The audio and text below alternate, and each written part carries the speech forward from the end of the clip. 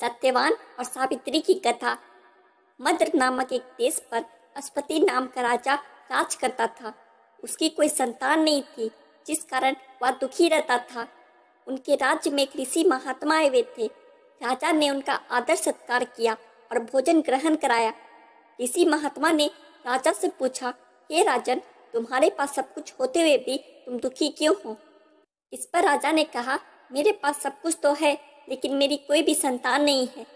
राजा की बात सुनकर ऋषि ने कहा कि तुम और तुम्हारी पत्नी दोनों देवी सावित्री का व्रत करो। ऋषि के बताए अनुसार राजा और उसकी पत्नी ने इस व्रत को किया। उनकी भक्ति से प्रसन्न होकर देवी सावित्री ने उन्हें सुंदर पुत्री होने का वरदान दिया।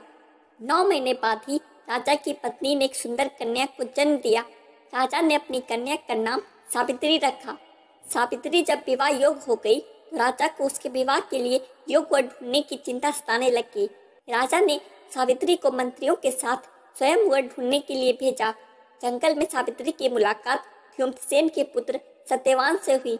सावित्री ने सत्यवान को अपने पति के रूप में वरण कर लिया। ऋषि नारद ने सावित्री के पिता अशुपति को बताया कि सत्यवान गुणवान, धर्मात्मा और बलवान है, लेकिन वह अल्पायु है। लेकिन सावित्री तो उसे पति के रूप में स्वीकार कर चुकी थी, इसलिए माता पिता के समझाने के बावजूद भी सावित्री धर्म से पीछे नहीं हटी और आखिरकार राजा को झुकना पड़ा। सावित्री का विवाह सत्यवान के साथ हो गया। विवाह के बाद सावित्री राजमहल छोड़कर सत्यवान के साथ जंगल की कुटिया में रहने लगी। सावित्री ने पत्नी धर्म पूरी निष्ठा से निभाई। वह अंधे सास ससुर की सेवा करती और पति के साथ प्रेम पूर्वक रहती थी। लेकिन इसके बाद सत्यवान की मृत्यु का समय निकट आ गया। सत्यवान अल्पायु है, इसके बारे में सभी जानते थे, लेकिन नारद जी ने सत्यवान की मृत्यु के दिन के बारे में भी बता दिया था। सत्यवान की मृत्यु के पहले सावित्री व्रत, उपवास और पितरों का पूजन करने लगी थी। प्रतिदिन की तरह अपनी मृत्यु वाले दिन भी सत्यवान लकड़ी काटने के लिए जंगल चले गए। सावित्री भी खाना लेकर जंगल पहुंच गई, लेकिन जैसे ही सत्यवान लकड़ी काटने पेड़ पर चढ़ी तो उन्हें चक्कर आ गया।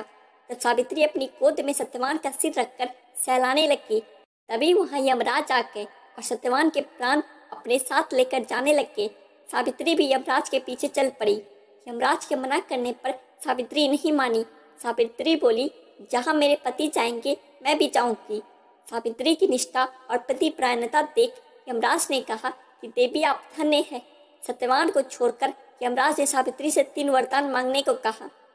पहले वरदान में सावित्री ने अंधे सास ससुर की आंखों की ज्योति मांगी। यमराज ने सास ससुर की दिव्य ज्योति दे दी। दूसरे वरदान में सावित्री ने वनवासी सास ससुर का राज्य मांगा। यमराज ने वह भी दे दिया और कहा, अब तुम चली जाओ। सावित्री ने तीसरे वरदान में 100 संतानों और सौभाग्य का वरदान मांगा। यमराज ने बिना विचारे यह वरदान भी सावित्री को दे दिया। तब सावित्री ने कहा, हे प्रभु, मैं एक पतिव्रता पत्नी हूँ और आपने मुझे पुत्रवती होने का आशीर्वाद दिया। इतना सुनते ही यमराज को सत्यवान के प्राण वापस करने पड़े। यह सुनते ही सावित्री वट वृक्ष के पास गई, जहाँ सत्यवान का मृत शरीर पड़ा था। सावित्री वापस गई तो वहाँ सत्यवान को जीवित देखा। उसके सास ससुर की दिव्य ज्योति भी वापस आ गई और राज्य भी मिल गया। तब से ही वट सावित्री पर वट वृक्ष की पूजा करने और सत्यवान सावित्री की कथा सुनने का विधान है।